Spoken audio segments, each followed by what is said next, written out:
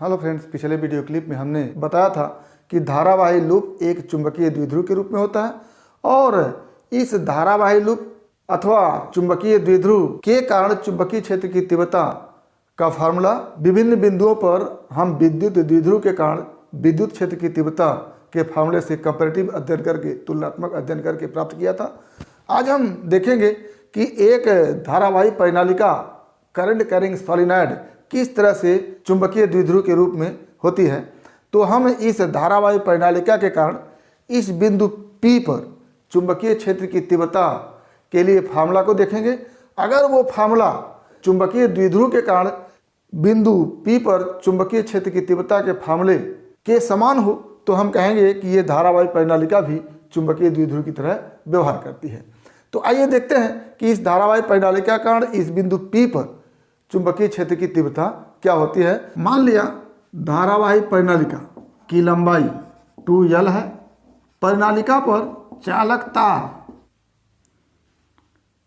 के संपूर्ण चक्रों की संख्या N है तथा परिनालिका के एकांक लंबाई पर चक्रों की संख्या n है। परिनालिका के मध्य बिंदु C से R दूरी पर कोई बिंदु P है जिस पर चुंबकीय क्षेत्र की तीव्रता B ज्ञात करनी है। अब इस बिंदु P पर चुंबकीय क्षेत्र की तीव्रता ज्ञात करने के लिए यहाँ मध्य बिंदु से X दूरी पर एक पतला अवयव जिसकी चौड़ाई dx है लेते हैं। क्या हो गया कि परिनालिका के मध्य बिंदु C से X दूरी पर dx चौड़ाई का एक अवयव लेते हैं। इस अवयव पर चालक तार के चक्रों की संख्या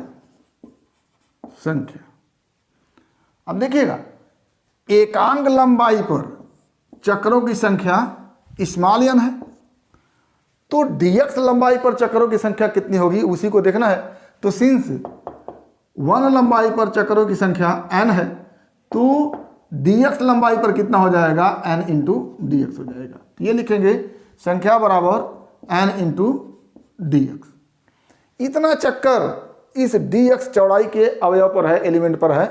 तो इस dx चौड़ाई के अवयव के कारण इस बिंदु P पर चुंबकीय क्षेत्र की तीव्रता अगर देखना चाहे तो हम देखेंगे कि dB छोटा सा अवयव है dx चौड़ाई का, तो इसके कारण इस बिंदु P पर चुंबकीय क्षेत्र की तीव्रता dB इक्वल टू होता है μ0/2 इंटू n क्या है, इस dx चौड़ाई पर चक्रों की संख्या है तो उसकी जगह हम लिखेंगे ndx और परिनालिका में यदि धारा I बह रही हो तो ये हो जाएगा I a स्क्वायर। a क्या होता है, इस परिनालिका का रेडियस होता है, त्रिज्या होता है। NIA² अपान इस एलिमेंट की इस P से दूरी, या कह लें कि इस P की इस अवयव से दूरी क्या हो जाएगी, यहाँ से P की दूरी R है ये, और ये एलिमेंट की दूरी यहाँ से x है। तो अगर पूरे R में से ये x माइनस कर दें तो इस अवयव की दूरी P से मिल जाएगी। क्या हो जाएगा, a² plus R minus x का होल स्क्वायर के पावर 3/2। ये फार्मूला कहाँ से आता है, जैसे B इक्वल टू हम जानते हैं μ0/2 इंटू NIA² अपान a² प्लस x² के पावर 3/2। ये फार्मूला होता है एक कुंडली के कारण इसके अक्ष पर चुंबकीय क्षेत्र की तीव्रता के लिए। तो इस dx अत्यंत कम चौड़ाई का एक कुंडली लेते हैं जिसपे चक्रों की संख्या n इंटू dx है। तो चक्रों की संख्या में n की जगह n इंटू dx लिखेंगे और I यहाँ पर होगा और a क्या है, इसका रेडियस है, बटा a² प्लस x क्या है, यहाँ से इस कुंडली की इस बिंदु P से दूरी है। तो कुंडली की बिंदु P से दूरी क्या हो गई है, R माइनस एक्स। तो ये फार्मूला यहीं से बन करके आता है। अब यदि हम इस धारावाही परिनालिका की लंबाई को अत्यंत कम माने, यानी L बहुत छोटा हो, तो ये जो यक्स है L से भी छोटा होगा।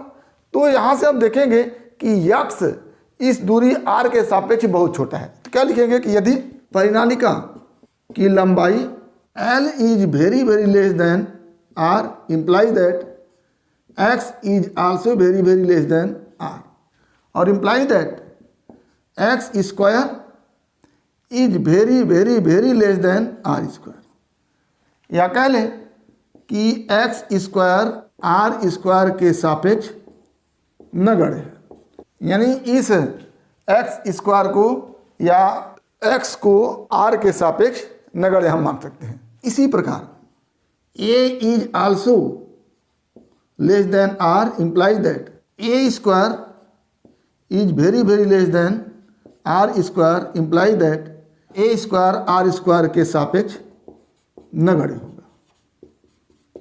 तो यहाँ पर न तो a स्क्वायर रहेगा न तो r के सापेक्ष यक्स रहेगा। तो अब ये फार्मूला बन के क्या आएगा, db equal to mu 0 upon 2 N D X I A square बटा ए स्क्वायर कैंसिल हो गया और r के सापेक्ष यक्स भी कैंसिल हो गया। तो क्या बचेगा, r स्क्वायर के पावर 3/2, और ये हो गया हमारा db equal to mu 0 upon 2 N D X I A square by R cube. ये इस छोटे से अवयव के कारण इस बिंदु P पर चुंबकीय क्षेत्र की तीव्रता है। अगर इसको हम इंटीग्रेट कर दें और इस dx को हम यहाँ से लेकर के यहाँ तक लिख सकते हैं। तो अगर हम C को रेफरेंस पॉइंट माने तो इधर की दूरी को माइनस लिखेंगे और इधर की दूरी को प्लस लिखेंगे। तो लिमिट जो हो जाएगा C से माइनस की दिशा में माइनस L और C से प्लस की दिशा में प्लस L, यानी माइनस L से प्लस L की तरफ लिमिट हो जाएगा और इसका हम इंटीग्रेट करेंगे। तो क्या लिखेंगे कि पूरे परिनालिका के कारण चुंबकीय क्षेत्र क्या हो जाएगा, B इक्वल टू इंटीग्रेट कर देंगे dB का इक्वल टू इंटीग्रेट कर देंगे माइनस L से प्लस L, लिमिट लेकर के mu 0 upon 2 into N I A square by R cube D X. यहाँ पर ये पूरा का पूरा पोर्शन क्या है, कांस्टेंट है। तो क्या लिखेंगे, पूरा हो जाएगा, यहाँ से मान लेते हैं b equal to mu 0 upon 2 N I A square बटा आर क्यूब, और ये हो जाएगा D X limit minus L to plus L। तो यहाँ से b इक्वल टू हो जाएगा b equal to mu 0 upon 2 N I A square by R cube, और इसका इंटीग्रेशन कर देंगे तो यक्स हो जाएगा और लिमिट लगे minus L to plus L, यानी यक्स limit minus L to plus L। इसको हल करेंगे तो हो जाएगा b equal to mu 0 upon 2 N I A square by R cube, एक बार लिखेंगे L माइनस, दूसरी बार लिखेंगे माइनस L, और दोनों मिलके हो जाएगा 2L। तो क्या हो जाएगा यहाँ से b equal to mu 0 upon 2 N I A square by R cube into twice L। n को ट्वाइस L के साथ लगा देते हैं तो क्या हो जाएगा b equal to mu 0 upon 2 into N into twice L I A square by R cube. अब n इंटू ट्वाइस L, अब देखें कि यदि एकांक लंबाई पर n चक्कर है तो 2L लंबाई, 2L लंबाई का मतलब पूरे परिनालिका की लंबाई में कितने चक्कर हो जाएंगे, n इंटू 2L हो जाएंगे। तो n इंटू 2L क्या हो जाएगा, पूरे चक्करों की संख्या जिसको हम n लिखें, तो n into 2L equal to capital N हो जाएगा। तो क्या लिखेंगे यहाँ से b equal to mu 0 upon 2 into capital N I A square by R cube.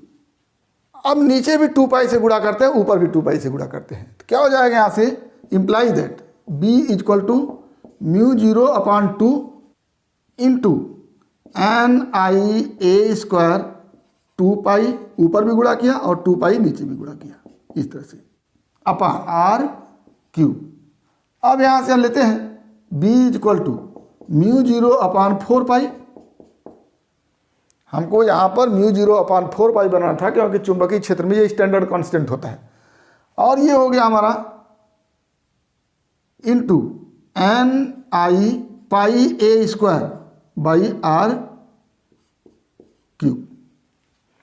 अब πa² क्या है? a है इस क्रॉस सेक्शन का रेडियस, तो πa² क्या हो जाएगा? इसका एरिया हो जाएगा, और इसको हम लिखते हैं AC। क्या हो गया यहाँ से? Imply that B = μ0/4π into Ni/r³। ये यहाँ से सॉरी 2 छूट गया, 2 यहाँ भी रहेगा, 2 यहाँ भी रहेगा। अब Nia क्या होता है? इसके पहले हम देख चुके हैं कि Nia चुंबकीय द्विध्रुव आघूर्ण होता है। क्या हो जाएगा यहाँ से? Imply that B = μ0/4π into twice m, ये Nia की जगह m/r³। और ये जो फार्मूला होता है वो चुंबकीय द्विध्रुव के कारण बिंदु P पर चुंबकीय क्षेत्र की तीव्रता का फार्मूला होता है। तो इसका मतलब यह है कि इस धारावाही परिनालिका के कारण इस बिंदु P पर चुंबकीय क्षेत्र की तीव्रता का फार्मूला वही है जो 2L लंबाई के द्विध्रुव के कारण इस बिंदु P पर चुंबकीय क्षेत्र की तीव्रता का फार्मूला है। तो ऐसी स्थिति में ये जो धारावाही परिनालिका है वो चुंबकीय द्विध्रुव की भांति व्यवहार करेगा। यही हमारा टॉपिक था कि धारावाही परिनालिका चुंबकीय द्विध्रुव के रूप में कैसे होती है। तो चूंकि इस धारावाही परिनालिका के कारण इस बिंदु P पर चुंबकीय क्षेत्र की तीव्रता का फार्मूला चुंबकीय द्विध्रुव के कारण इस बिंदु P पर चुंबकीय क्षेत्र की तीव्रता के फार्मूला के समान है, तो ऐसी स्थिति में ये धारावाही परिनालिका चुंबकीय द्विध्रुव की भांति व्यवहार करेगा। तो ये हमारा टॉपिक रहा कि कैसे धारावाही परिनालिका चुंबकीय द्विध्रुव के रूप में व्यवहार करती है। तो उम्मीद करते हैं कि टॉपिक आपको समझ में आया होगा। अगर इसमें किसी प्रकार की समस्या है तो आप हमारे YouTube चैनल के कमेंट बॉक्स में कमेंट करके अपनी समस्या का समाधान करेंगे, और हमारे YouTube चैनल को सब्सक्राइब अवश्य करेंगे ताकि हमारे द्वारा दिए गए हर वीडियो क्लिप का नोटिफिकेशन आपको मिलता रहे। तो आज बस इतना ही। अगला टॉपिक अगले वीडियो क्लिप में एक बार फिर आपके भविष्य के लिए बेस्ट ऑफ लक। धन्यवाद।